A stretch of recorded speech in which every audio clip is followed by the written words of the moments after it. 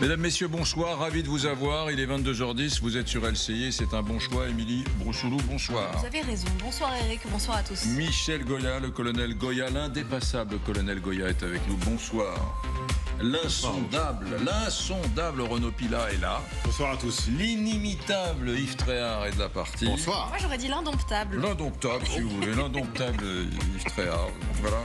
Et nous sommes avec, alors là je vais être très poli, car nous sommes avec un député de la République, Bastien Lachaud, bonsoir. Bonsoir. Député de la France Insoumise de la 6e circonscription de Seine-Saint-Denis. L'armée française recrute et justement, le scandale est arrivé, si je puis dire, par une parlementaire de la France Insoumise, Sophia Chikirou, qui, voyant un petit peu les propositions des armées françaises pour recruter, vous savez, les tweets qui sont faits par l'armée française, les petits films voilà, pour recruter, eh bien, s'est fendu d'un tweet, d'une série de tweets qui a un peu bousculé, ce qui n'a pas fait plaisir dans le landerneau des armées françaises. Oui, tout est parti de cette annonce qui circulait. Regardez, l'armée de terre recrute. 16 000 postes sont à pourvoir par le ministère des Armées. Et plusieurs comptes, vous l'avez dit, sur les réseaux sociaux, affirment qu'il s'agit d'une preuve que la France s'apprête à envoyer des hommes en Ukraine. Alors c'est la députée La France Insoumise de Paris, Sophia Chikirou, qui a dénoncé notamment cette annonce en publiant une capture d'écran de l'offre et un lien vers l'annonce. Regardez ce qu'elle a écrit. Qui est prêt à aller sur le front pour 1 970 € bruts par mois? Cette offre est publiée dans de nombreux départements. L'État crée des emplois avec la guerre. Et voici ce qu'elle dit ensuite. Citoyens français, n'allez pas mourir pour des industriels. Refusez la guerre, ne répondez pas. Sauf que, Michel Goya, elle se trompe, l'armée de terre ne recrute pas des civils pour 1 970 € et pour aller se battre en Ukraine. Vous confirmez? Je confirme. Je confirme. Non, mais on va être gentil quand même. Dans ce tweet, tout est con. On peut juste expliquer pourquoi. Tout est con en fait. Oui, d'abord, oui, on recrute. C'est pas parce qu'il y a la guerre en Ukraine que dans les armées on recrute. On recrute depuis toujours, en réalité. On est même le plus gros recruteur de France, aux alentours de 25 000 personnes chaque année. Et ça, depuis très longtemps, avec une extension, évidemment, depuis la professionnalisation complète des armées, où là, il faut recruter beaucoup plus de ce qu'on appelle les militaires du rang, donc les soldats, jusqu'au grade de caporal-chef. Ça, on recrute beaucoup.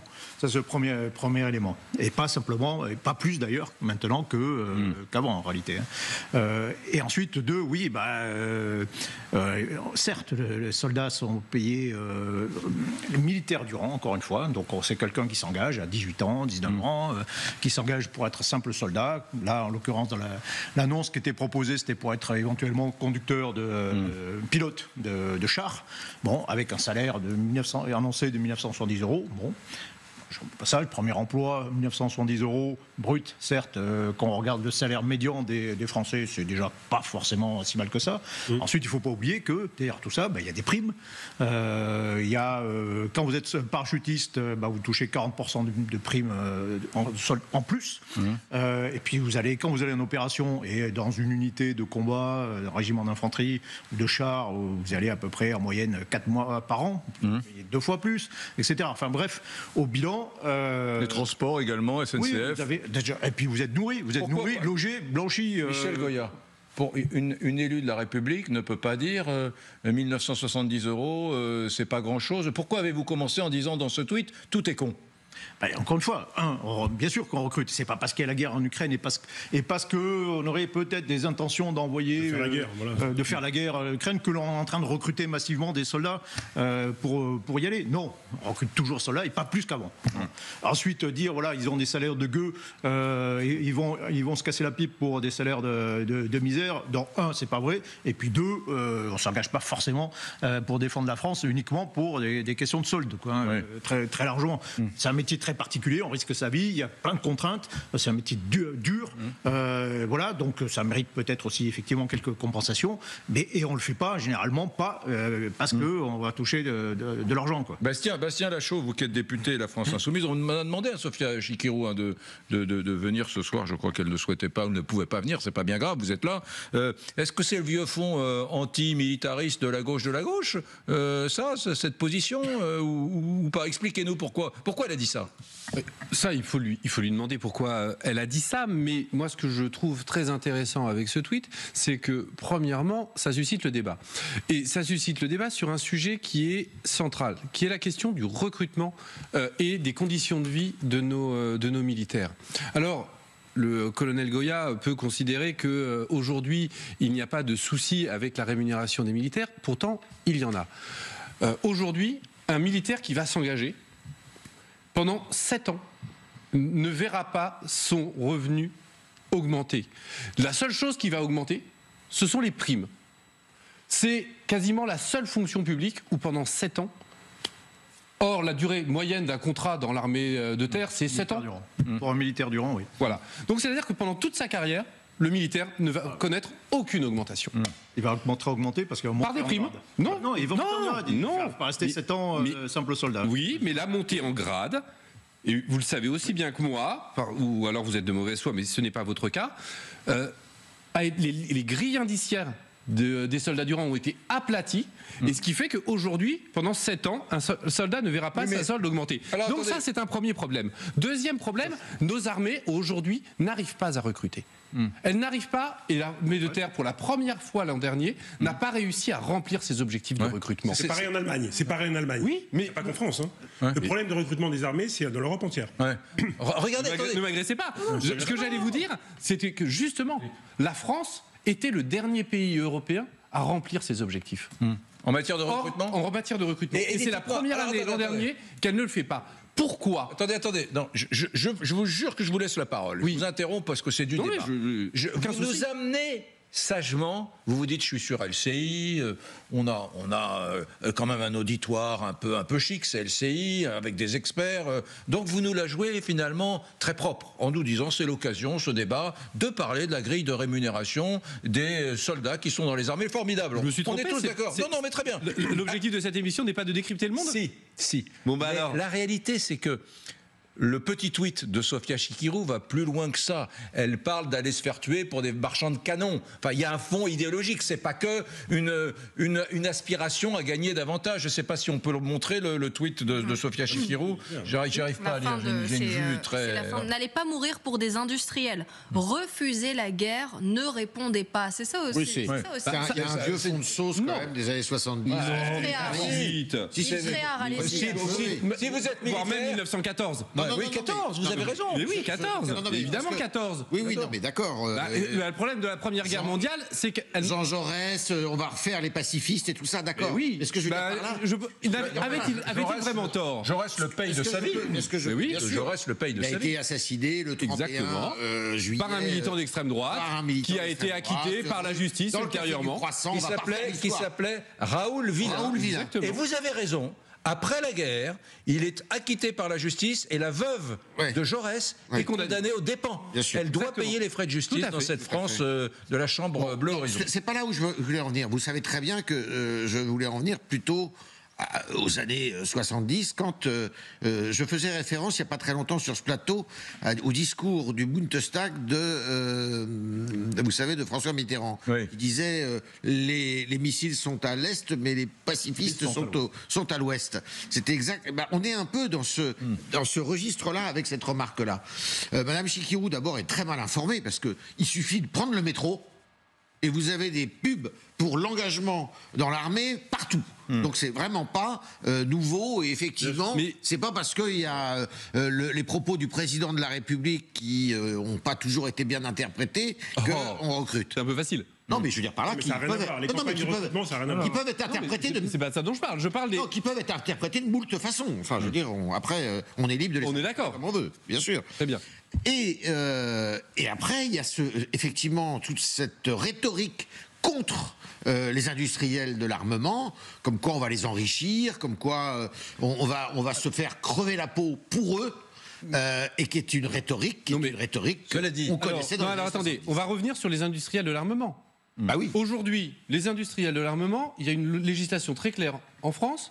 Il est interdit de vendre des armes à quiconque autre que l'État français. Seul l'État français peut autoriser des licences pour que ces industriels de l'armement puissent vendre à l'étranger. Vous avez vu, nous sommes tous d'accord là-dessus. Je vais amener Donc, Une pierre, comment on dit une pierre à votre nom, à votre édifice, pardon. Je viens de faire un petit AIT. Vous avez vu que nous sommes depuis 3 semaines le 2e exportateur d'armes du monde. Oui. Nous, les Français. Tout à fait. On était 3e, on est passé devant les Russes. Forcément, les Russes n'exportent plus, ils utilisent leur armement. Mais aujourd'hui, quelle est la logique à ce que les industriels de l'armement soient du privé et ne soient pas nationalisés, vu qu'ils sont dans une situation de monopole? Ils sont l'État est leur seul client. Pourquoi l'État ne produirait-il pas lui-même ses armes? Alors, vous savez très bien pourquoi cette législation a été mise au point. Elle a été mise au point après des abus très importants, où il y avait un trafic d'armes dans les années... Mais je suis favorable à cette législation. 70, mais il faut en tirer les conclusions. C'est pour ça que l'État contrôle ça. Exactement, mais il faut en tirer les conclusions. Et c'est pas pour ça qu'on n'exporte pas, d'ailleurs. Renaud, j'ai un truc à dire. Un tout petit. Il y a beaucoup de Je trouve que... Moi aussi, j'ai un petit truc à dire. L'époque change. Alors, il y a le colonel Goya qui est là, il va me maudire, mais l'époque change. Et c'est vrai que notre pays est devenu plus dur. L'époque change, voilà. Aujourd'hui, dire du mal des armées, être antimilitariste, c'est plus compliqué. Et pourtant, nous sommes en démocratie. Et il y a toujours eu des gens qui disaient faites l'amour, pas la guerre. Il y a toujours eu des Jaurès qui disaient... Il y a toujours eu des Jaurès qui disaient le prolétaire français n'ira pas tirer sur le prolétaire allemand. C'est qu'il n'y a plus de service militaire. Non, mais j'entends bien. Mais ce que je veux dire, c'est que... Pour combien de temps? Bien sûr que le contexte est à la guerre. Bien sûr que le contexte est à la guerre. Et bien sûr qu'il faut qu'on s'arme face à cette menace nouvelle. Mais bon sang, écoutons aussi ceux qui disent... Évidemment. Qui disent... Et donc, un petit mot, juste, je reviens sur le tweet de Sophie Chikirou. Là où je trouve, vous êtes du même mouvement politique, vous ne pouvez pas vous désolidariser, mais est-ce que, tout de même, il n'est pas déraisonnable de faire un tweet comme ceci au moment où l'armée française, comme l'armée allemande, comme d'autres armées européennes, ont énormément de mal à recruter. Parce que, effectivement, ça coûte cher. Ça coûte cher d'avoir des militaires ils sont nombreux. Ça coûte cher d'avoir des militaires qui sont bien payés. En Allemagne, ils sont payés 25% de plus qu'en France. Et pourtant, tenez-vous bien, l'Allemagne a besoin de 20 000 militaires qu'elle n'arrive pas à recruter, exactement comme la France.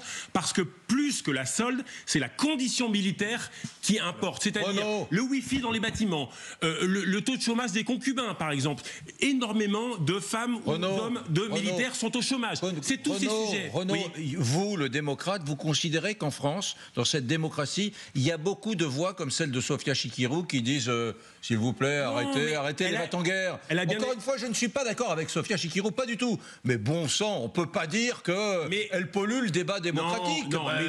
On va pas faire 20 minutes sur son tweet, mais quand on lit vraiment, et Colonel Goya l'a bien fait, c'est pas une fake news pure, mais c'est pas juste ce qui est dit. On peut pas dire que un soldat qui va partir en guerre, en plus en ce moment, l'État crée des emplois. Elle dit l'État crée des emplois avec la guerre. C'est pas ça. C'est une campagne de recrutement. Et vous connaissez les affaires militaires. J'imagine que vous avez dû un peu sursauter en voyant son tweet. L'État a besoin de recrutement, il y a un salaire de base. Quand on ajoute les primes, 75% de réduction toute l'année à la SNCF, le logement, ce n'est pas 1 900 euros. Donc il faut le tweet. Sur ce registre, vous avez raisonnable. Moi, je parlais plutôt de n'allez pas faire la guerre pour les marchands de canaux. Ça peut se dire, ça. Mais alors, il y a plusieurs. Bastien Lachaud. Je pense qu'aujourd'hui, Sophia Chikirou a raison d'alerter sur le risque de guerre et sur le fait qu'aujourd'hui, la France n'a pas à rentrer en guerre vis-à-vis de la Russie. Et c'était les propos du président Macron qui a créé et qui ont semé le trouble parce qu'il l'a dit et il l'a répété à plusieurs reprises. Oui, il n'était pas forcément contre le fait d'envoyer des soldats français en Ukraine. Donc, dire aujourd'hui, nous ne voulons pas de cette guerre, comme le dit Sophia Chikirou, elle a raison. Parce que la France n'a pas d'intérêt aujourd'hui à envoyer des soldats en Ukraine. On a déjà eu le débat sur ce même plateau. Envoyer des soldats en Ukraine, ça voudrait dire qu'une nation nucléaire, la France, serait en conflit avec une autre nation nucléaire, la Russie, et ça, ce n'est pas possible. Vous détournez un peu le débat là, parce que c'est pas vraiment le débat. Pourquoi elle minore la solde? Le débat, c'est non. Alors, on voudrait savoir, le débat tout à l'heure... Non, attendez, le débat tout à l'heure, c'est... Non, le débat... les industriels. Deuxièmement, ce que je dirais, et pourquoi ça a ralenti le recrutement dans l'armée, c'est parce qu'on sort d'une période où il y avait avez moins de chômage. Et je suis désolé, en période de chômage, vous le savez, il y a énormément de recrutement. Oui, et donc là, ça renvoie. Et bien justement, donc ce que vous dites là confirme d'une certaine manière le tweet de Sofia Chikirou. C'est si les gens ne choisissent pas d'aller dans les armées, mais qu'ils y vont uniquement parce qu'ils n'ont pas d'autres moyens de subsistance, cela pose un problème démocratique et d'égalité entre les citoyens. Donc, vous donnez le point à Sofia Chikirou. Mais juste, revenons. Très vite. Pourquoi aujourd'hui les armées ont autant besoin de recruter? Parce que les soldats s'en vont. Les soldats quittent l'institution avant d'avoir fait leur temps de service. Et pourquoi? Parce que les conditions militaires ne sont pas bonnes. Et puis peut-être aussi parce que l'armée ne sait pas garder ses soldats. Et je suis désolé, mais les propos du président Macron sur l'Ukraine ne faciliteront pas les recrutements de l'armée française. Merci Bastien Lachaud d'être venu défendre le propos de la parlementaire La France Insoumise, Sofia Chikirou. C'était un débat qu'il fallait avoir. Merci à vous. Dans un instant, nous allons prendre la mesure d'une réalité nouvelle. Les Polonais, l'armée polonaise va venir cet été sécuriser la ville de Paris pendant les Jeux Olympiques. Oui, mesdames, messieurs, à tout de suite.